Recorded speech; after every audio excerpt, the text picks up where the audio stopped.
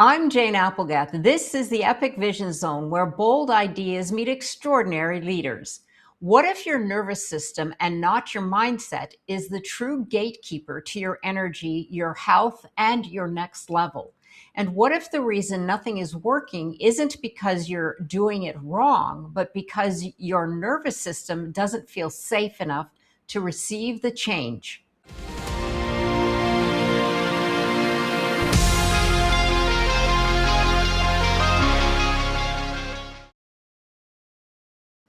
Today, we're welcoming back the incredible Dr. Verena, PhD, MSc, neurotrained kinesiologist, and integrative health expert, who is redefining what it means for women to thrive in midlife. Blending Western nutrition with Eastern medicine, Dr. Verena's work reconnects women to their true vitality, mind, body, and spirit. With over 2 decades of research and clinical practice, she facilitates guided retreats and speaking engagements. She is also the author of Dr. Verena's Kitchen, Eating for Ultimate Health Made Easy, a powerful guide to healing through food and daily practice. Today, Dr. Verena addresses what she calls the body's command center, the nervous system, because as she says, the true healing doesn't begin with action, it begins with safety. Through her integrative approach, she teaches that the nervous system is the master regulator of everything, from metabolism and hormones to clarity and resilience and emotional well being. Her philosophy is simple yet revolutionary. Before you can heal, optimize, or transform, your body must first feel safe through change. Welcome, Dr. Verena. Thank you for joining us here today. You're so welcome, Jane. Always excited to dive deep with you. Well, likewise, and we're getting into a subject that I think is so important for us to understand because we're all looking at some sort of a transformation, whether it's a mindset, whether it's our bodies. And no one, to my knowledge, has addressed the nervous system and what the master switch is. So I'm excited to get into this. You say that the nervous system is the master switch. How does it govern digestion, hormones, immunity, and recovery? So, the nervous system is the body's communication and control network. So, it is constantly scanning your internal and external environment and asking one question: am I safe or am I under threat? So, before we dive a little bit into that kind of framework, let's just explain to our beautiful audience what that nervous system, we particularly talk about that autonomic nervous system that has two parts to it. So we have heard about that fight or flight, which is that sympathetic part of that autonomic nervous system. It mobilizes energy for survival, increases cortisol, heart rate, and alertness. So it has its place. It's really important for us to be able to gear up to stress. But when stress is over, we want to return to that second part of that autonomic nervous system, which is that rest and digest state, that parasympathetic, because it allocates energy towards healing, which includes digestion, hormones, immunity, and recovery. So this system runs automatically beneath conscious control, and it determines where your body directs its resources. So how does it govern now the digestion, hormone, immunity, and recovery, you ask? Because it decides what the body prioritizes. So in a stress state, that sympathetic fight-flight dominance, blood flow is redirected away from the gut, so that can impair digestion and absorption. Reproductive and thyroid hormones can also be downregulated. Cortisol rises, disrupting hormonal balance then, and immune function becomes dysregulated, so either suppressed or chronically activated. And cellular repair and recovery are put also on hold. But in a regulated, meaning safe parasympathetic activation, digestion actually becomes very efficient. So enzymes are released appropriately, as well as stomach acid and gut motility, so that that food moving through the digestive tract is also really supported well. Hormones can also signal and regulate properly, as well as the immune system becomes balanced and responsive. So the body shifts into repair, regeneration, and energy production. So it's really not the body is failing; it is that nervous system has decided the healing is safe enough to prioritize, actually. And this is why it is the master switch, because it determines whether the body is in protection mode or restoration mode, and every system follows that decision. Yes, I could see that. Yeah. If it's in protection mode, it switches to whatever is not really good for our body versus the other mode when it says, yes, now I can rest and digest and function at my highest level. So, what does it mean then when we say that the body, you just mentioned survival mode versus healing mode, and how can women recognize which state they're living in? Are there symptoms? Yeah, absolutely. So the body is all for survival first. Healing, like, always. So when the nervous system perceives a threat, it shifts into that survival mode, driven by the sympathetic nervous system, that fight flight that we mentioned. In this state, the body prioritizes immediate safety, not long term health. So, energy is then diverted, as I mentioned, from digestion, hormone balance, and repair, and redirected towards keeping you alert and functioning. So, this is why when we are in a survival mode, symptoms that women can experience could look like bloating, irritable bowel symptoms, inconsistent digestion, feeling wired but exhausted, anxiety, irritability, low stress tolerance, or hormonal symptoms like PMS, irregular cycles, weight gain, poor sleep, or waking unrefreshed can are also very common ones. But when the body then is in healing mode, meaning we activate that parasympathetic rest and digest, where the body has that capacity to repair, regulate, and restore, we can feel calm, stable energy throughout the day, deep restorative sleep, efficient and comfortable digestion, emotionally steadiness, resilience, well regulated. And the body actually then responds positively to food, supplements, and those lifestyle changes. Yes, I can see the balance.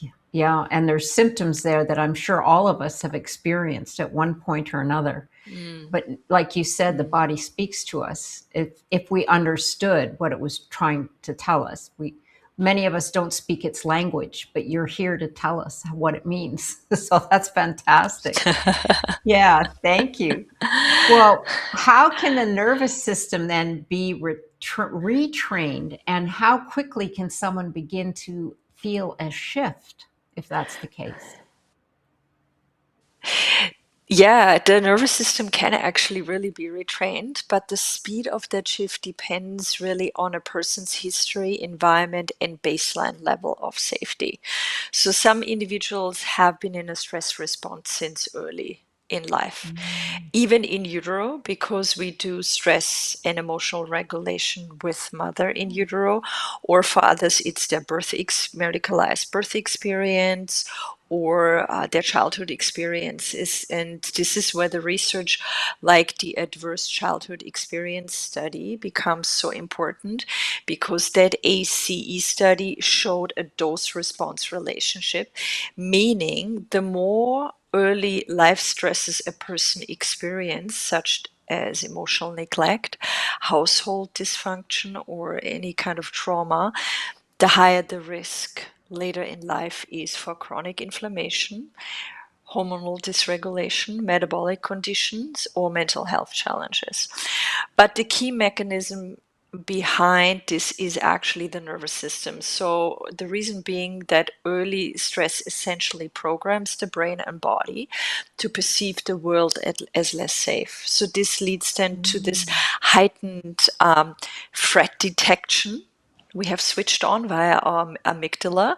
It alters our cortisol pattern and it reduces our vagal tone, which is the brain to actually having a capacity to regulate, unfortunately.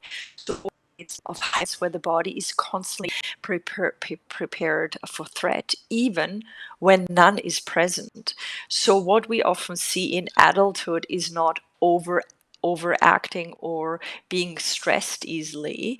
It's actually more reflected in a nervous system that is wired quite from early on prioritizing protection over restoration. Mm. So, and this is why the nervous system work is so powerful, because it allows us to repattern those early imprints and reteaches the body that safety actually feels like, for that body to really start going into restoration over protection. Because when somebody is in protection mode, it's really challenging for them to really efficiently heal.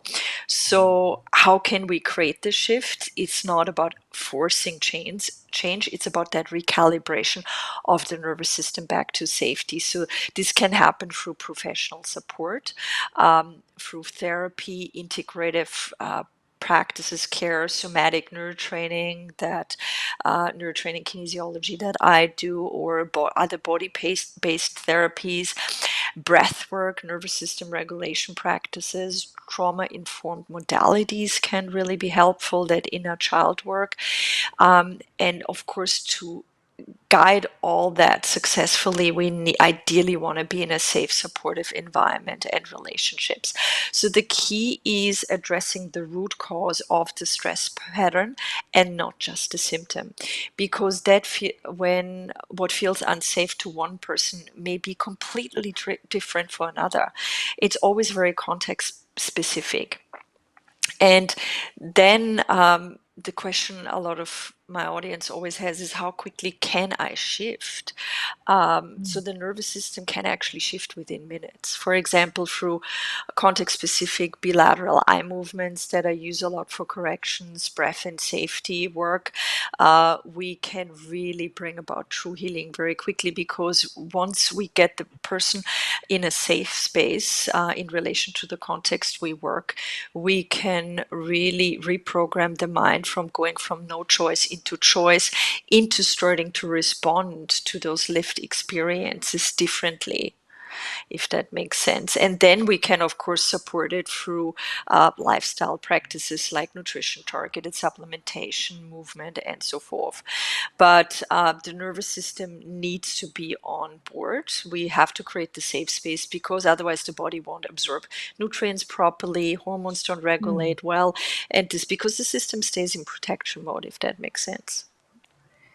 Yes, that makes total sense. Yeah, I could see, because the system will shut down when you're in protection mode to protect Yeah, you. Like if you think of when an animal is hunted and they're hiding, they everything shuts down for them to be able to hunker down, and you know that's the fight or flight. The correct. difference, what I always say, is animals, once the threat is gone, they go back to homeostasis, they go back to There too. grazing, they go back, because they don't have the very creative minds that humans do, that we just see threats Mhm. where there are none. But yes, absolutely, I could see where it shuts down, and it I say it's like static. It's an interference in the flow of your signal, and Mhm. your life force, basically. And when Mhm. that signal remains, I guess, disconnected, then your whole system begins to fail. That's just the Yeah, way I see it. Yeah. Well, yeah, thank you that's a for that. beautiful way of saying Thank it. you. Yeah, yeah. Well, thank you for that. Why does then doing more? Because I know a lot of us are programmed, probably yourself and me as well, to push Mm. through things and do more. So, why does that fail when regulation is missing? Doing more fails because it adds demand to a system that is already under stress. So if the nervous system is dysregulated, meaning the body is in this sympathetic fight, flight, survival state, it doesn't perceive more exercise, stricter diets, or more supplements as helpful.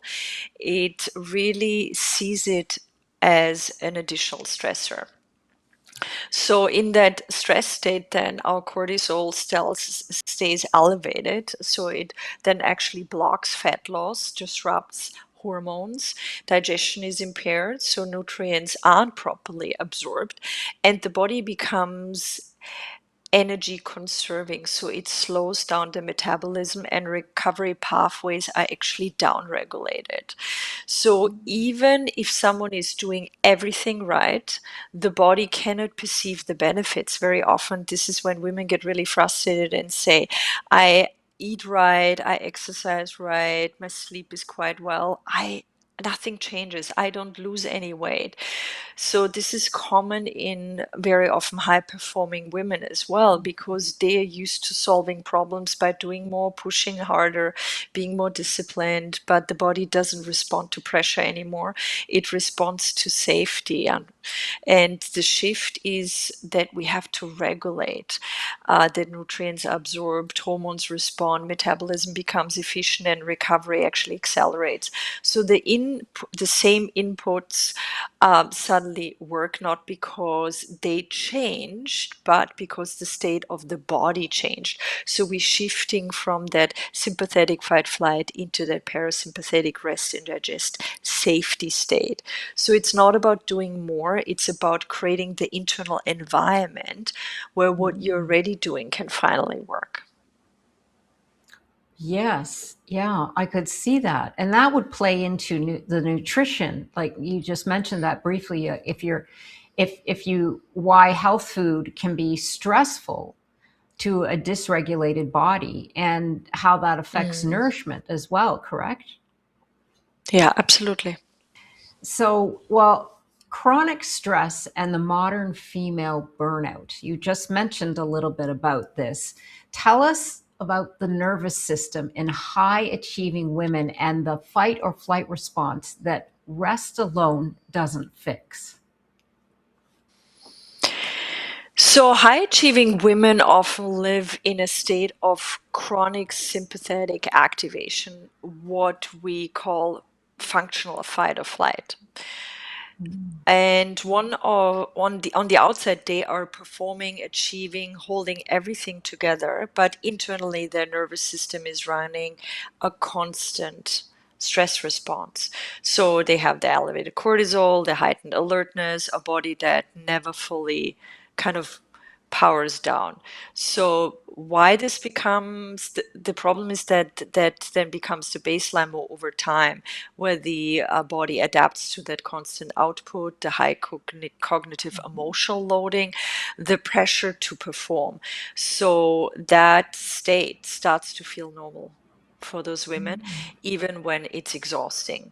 And the problem is that rest alone can't actually fix this anymore, because it's um, not just physical fatigue, it's a neurological patterning that they developed.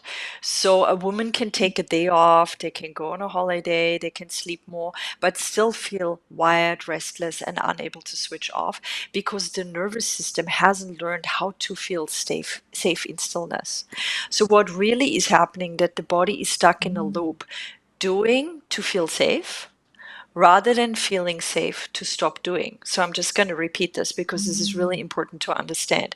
So the body in a lot of us women is stuck in this loop of doing to feel safe rather than feeling safe to stop doing. So when we finally rest, the system can feel uncomfortable, anxious, and even more activated. A lot of women get actually more physical symptoms then and go, what's wrong? I'm taking a break, I'm taking a time out. I feel actually worse. So the shift is that burnout recovery is not about more rest. It's about retraining the nervous system to tolerate and trust safety. That's where regulation practices, somatic work addressing the root cause becomes really essential, meaning why, what experiences have I had in my life that I started that pattern in the first place, meaning that I had to do like more to kind of and protect rather than being able to feel safe. So we have to identify when did it start and why to shift it, and then we can really start activating and living from the safe space where you can then teach your body that it's safe to slow down, and that's where true recovery begins. Yes, that is such an important message there, Dr. Verena. Oh my goodness, you're right. Because high achieving women, when they take a break, they really get a little anxious, or they get restless, or they go on vacation Mm. to do more. I know some that Yeah, just that's right. fill up their day with tours and activities and places to go and see, and that's all good, but they're still doing. And if they're not doing, then they don't feel, almost as if they're not worthy. I'm sure you know some women like that. I know some women like that. And it is a practice, because we grow up in environments. If you come from a high achieving family, as I did, Mm. the doing and the accomplishments and the awards and the titles, they all mean something. And that just adds more to the stress and more to the loop that tells you, well, if you're not doing and you're not achieving, then who are you? That's See how exactly we, right. Yeah, I have to feel safe to be authentically me. So meaning like being validated, accepted, loved for who I am, not for what I do. that's a huge lesson. Yes. Mm. Very impactful and very important. Thank you for opening up that door. Well, we've heard a lot lately about biohacking. So tell us Mm. why the body must feel safe before it can change, which we've touched on a bit, but which can mean the difference between healing and hacking. Yeah, absolutely. Good point. Biohacking assumes the body has the capacity to adapt. But adaptation only occurs, as you mentioned, in that state of safety. So, from a physiological perspective, if the nervous system perceives threat, the body shifts into a catabolic protective state. So, as we said, the cortisol rises, the insulin sensitivity decreases, thyroid signaling can downregulate, reproductive hormones are suppressed, and digestion and detoxification are deprioritized. So this is not a dysfunction, it's actually an intelligent survival biology. So when we layer now biohacking optimization strategies like fasting, cold exposure, red light therapy, peptides, high intensity training, supplements on top of that, the body doesn't interpret them as supportive. It interprets them as an additional load. So this is why so many high performing women feel like I'm doing everything right, but nothing is working, because the body is not in a state where it allows that change. So regulation shifts the system from protection into receptivity.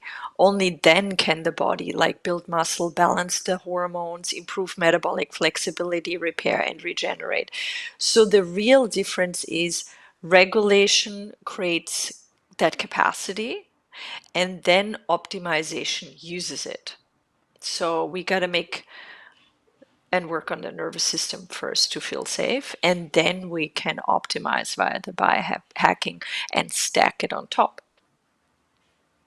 So important to understand that, because you Mm. see all this, biohacking this and biohacking that, and the scientific results behind it, but they don't address if you're ready for it.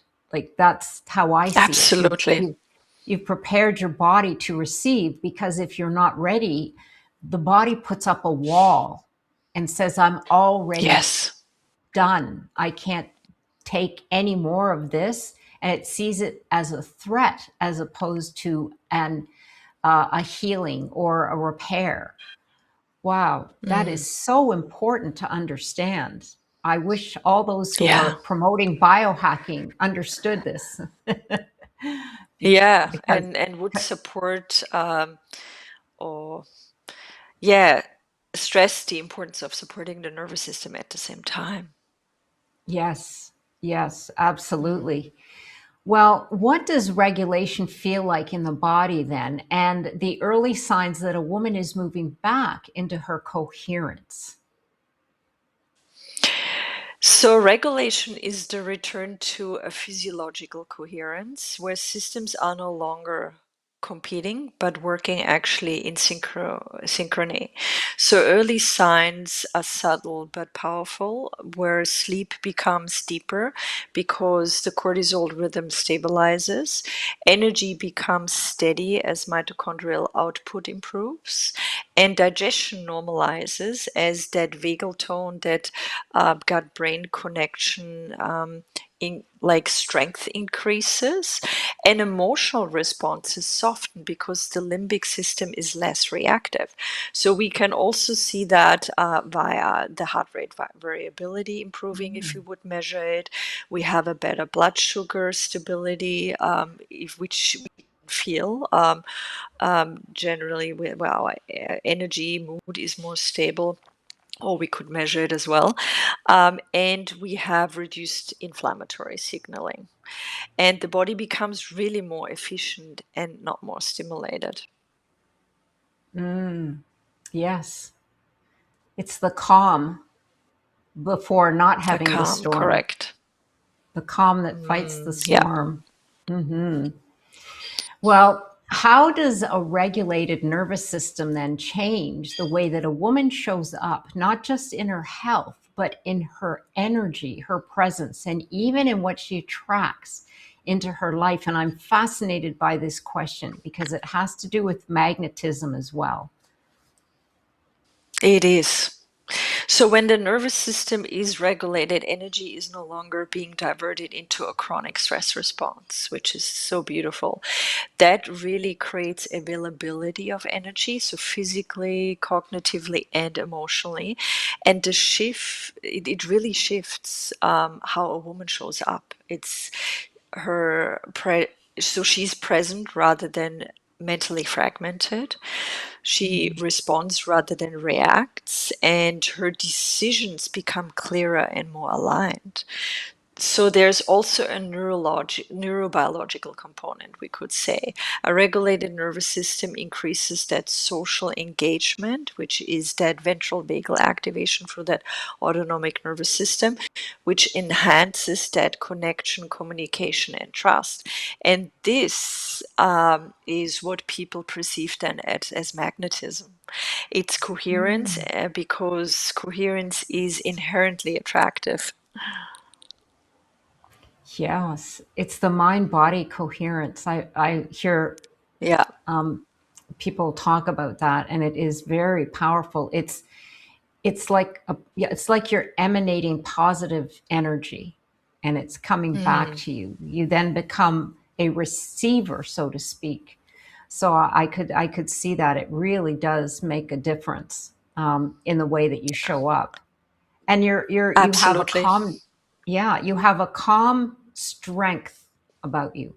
It's not that you're calm and not strong, correct? You're correct. You're grounded, you're centered. There's a feeling of deep inner peace. You're very aligned because you feel safe in who you authentically are, and you can express that in, I would say, all social engagement situations, all areas of your life. And that, because you deeply come from that very innate self trust. And that's pure magnetism. Yes, Mm. it is. Wonderful. Well, what are some of the everyday habits of or environment basically that quietly keep a woman's nervous system in a state of stress without her even realizing it? I think it's chronic microstressors that Mm, never resolve for women. So I give you some examples. So eating in a rushed, distracted mm, state, because it really impairs that gut brain connection straight away. Overtraining, so we have sustained cortisol elevation, constant digital input, so a dopamine dysregulation and cognitive overload is the result. Lack of boundaries, so we have an ongoing fight flight sympathetic overactivation. Perfectionism is another one where we mm, have an internal threat signaling actually that's activated and constantly switched on, and unprocessed emotional stress. So I have a lot of clients that don't do emotions because they've never been raised to do so. And as we grow up, that becomes really a big problem because there's the persistent limbic activation, and these don't feel extreme on a day-to-day basis, but they create a continuous low-level stress signal that mm. prevents the body from ever fully entering repair mode. Wow, that's Mm, really something. That yeah, that would be very detrimental to your health. It's it would be. so vital to understand all of this information, and it's for me it's fascinating because they always Mm, say the body has an intelligence, and I totally believe that. Yeah. it does, absolutely. Yeah. Well, what's one thing then that women should stop doing immediately if they want to regulate their nervous system? I would say stopping to push through physiological signals. So, ignoring the fatigue, the hunger, the Mm, emotional overwhelm, because it all reinforces that stress adapted state and blunts interoceptive awareness, so the body's ability to communicate its needs. So long term, this disconnection is what drives burnout and dysregulation. mm. Yes, thank you. That is something, like I said, life is a practice, and that is one practice that Mm. we all have to learn to do over and over again, because I'm sure we've all been in those Mm. situations where we push through. Well, I have a question here that a lot of women would love to know the answer for. Why can food be harmful to a dysregulated body? So, whether it's just food or healthy food, it can absolutely become harmful, stressful to a dysregulated body because digestion is not about food, it's about the state of your nervous system. So, digestion is controlled by that rest and digest state we talked about, that parasympathetic nervous system. And if the body is in a sympathetic fight flight, it's not prioritizing digestion at all.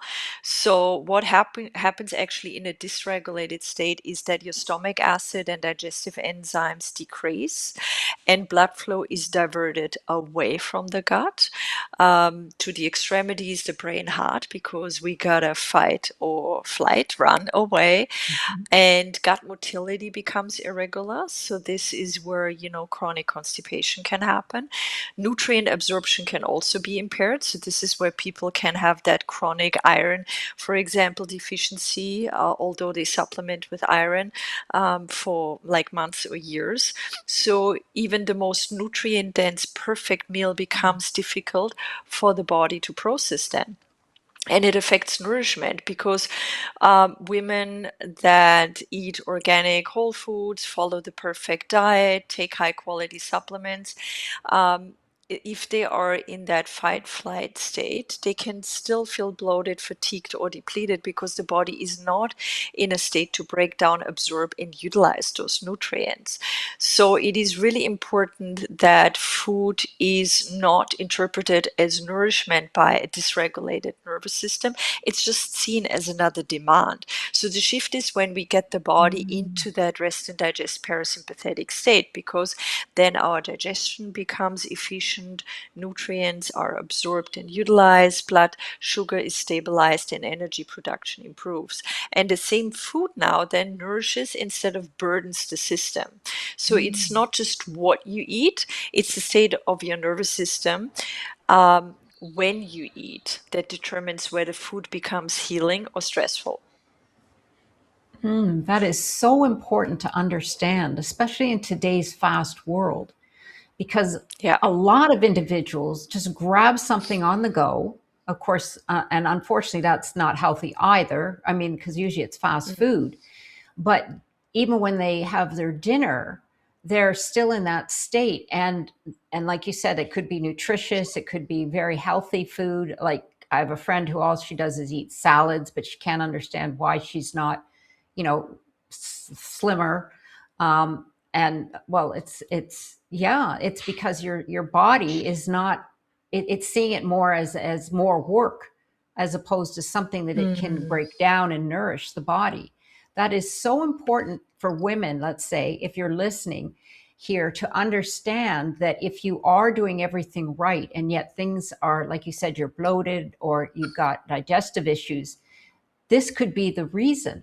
It would be great mhm, if doctors understood that, so that when you go and you give them their issues, they don't give you a pill for, say, acid reflux or something else. mm, Do you know what I'm saying? mm. Because that's what Yeah, happens.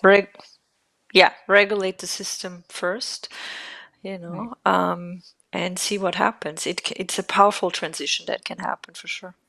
Well, what's one simple habit then, Dr. Verena, that instantly signals safety to the body? I would say it is slow diaphragmatic breathing with an external Mm. exhale. So really slow, like complete inhale from the belly up into the lungs, expanding those lungs, the diaphragm, and then a really slow extended exhale, because that slow extended exhale is what switches the body into the safety. It stimulates that gut-brain connection, that vagus nerve that's so important for, that autonomic regulation of all our organs and glands. It reduces that fight-flight sympathetic output. It lowers our heart rate and improves that heart rate variability. So 2 to 5 minutes can already be enough to shift that system towards that rest and digest state. So even if you put a timer on, before you go to bed in the evening, just do a 2 minute slow in full in and exhale. It's really amazing. If you want to make it more specific, you can inhale to the count of 4 and exhale to the count of 6, and you just do that for 2 minutes, counting to 4 on the inhale and counting to 6 on the exhale, which is, that prolonged exhale versus the inhale, which is what we want. And this is one of the fastest, most accessible ways to signal safety to the body. Yes, I've heard of that. I'm aware of that. But a question for you then: when you exhale, Mm, do you exhale mm. through the nose or through your mouth? A good question. Yeah, I would inhale and exhale through the nose. Both. Okay. Yeah. Thank you for Yeah, that. And yeah. I've heard of the 4 intake and the 6 exhale. So yes, that's Mm. an easy practice that we could all pick up and do it even in the middle of the day or wherever we might be, to just regulate our system. So that's such an easy, Absolutely. Yeah, yeah, easy you habit can to do it pick at, up. yeah, absolutely. Lunchtime, if you need to recalibrate, You can really do it easily, generally connecting to your breath more. When I work with clients, I sometimes, because I talk them through a lot of breathing exercises a lot, also at times, I connect with my own breath. So when you're Mm. driving to or from work, just connect more with your breath. Thank you. I love that. Yes, you're right. In the car, you could do it. And I Mm. heard you mention very briefly there about digital engagement, and that is something that we really need to pare down on, because that is Yeah, something that absolutely. really gets the nervous system, the dopamine. It throws our systems all out of control. So very, very interesting. Well, thank you Mm. again. And to tell our audience once again where they can best connect with you. So drverena.com, my website, or Instagram handle, DOCTORVERENA, Dr. Verena, very easy, and I'm always happy, to help, reach out, get inspired by the content that I share. There's lots on my website and on my Instagram feed. So yeah, come on over, check it out. Yeah. And you can send Dr. Verena a DM because she is very responsive. And she also works virtually. So that is something that is very, very helpful in today's world, because she's visiting us here from Australia. So we're so happy to have her and very grateful. And if there was one message that you could share with the world, what would it be? I think that true healing doesn't come from pushing harder. It comes Mm. from really creating that safety within. So one of the most powerful ways is to reconnect actually to your inner child, the part that first learned whether the world was safe, whether you were enough, or whether it was okay to be fully yourself. So, a simple, profound practice that I recommend to some of my clients, if appropriate, is looking, actually, first choose a photo of when you were little. Can be, toddler, or mostly it's between the ages of 5 and 10. So, get a photo, put it somewhere where you see it a lot during the day, and look at the photo at times. It becomes also this visual internal picture then that you will see. Um, when you sometimes challenged in a certain context, but it's about connecting to this inner child and noticing what you feel and asking it at times, how would I speak to her? How would I care for her? How, is that the self-talk I want to have with my little inner child? Is that how I want to challenge her? Is that how the expectations I put on her? Because many of the patterns we see in adulthood, the stress, the overperformance, the people pleasing, or the burnout, are not flaws. They are actually adaptations from a younger version of you trying to stay safe. So when you begin Mm. to meet that part of yourself with compassion and protection, you're not just working on mindset, you're rewiring the nervous system as its route towards that safe, calm. And that's where true regulation and lasting healing really begins. Mm. Thank you for that. That was beautiful. Yes, that's a wonderful practice. And do it with a Mm, professional, more likely. mm. But absolutely. Thank you again, Dr. Verena, for joining us today and reminding us that healing isn't about becoming someone new. It's about feeling safe enough to come home to who you already are. Once again, for information and to connect with Dr. Verena, go to the Epic Vision Zone bio pages, where you will find all of her social media and direct contact information. And be sure to follow me on Instagram at Jane Applegath. Look me up at janeapplegath.com. And if this content resonated with you, like and subscribe to the Epic Vision Zone on YouTube, Spotify, iTunes, and more. Sending you much love and gratitude. This is the Epic Vision Zone, the ultimate source for extraordinary transformation.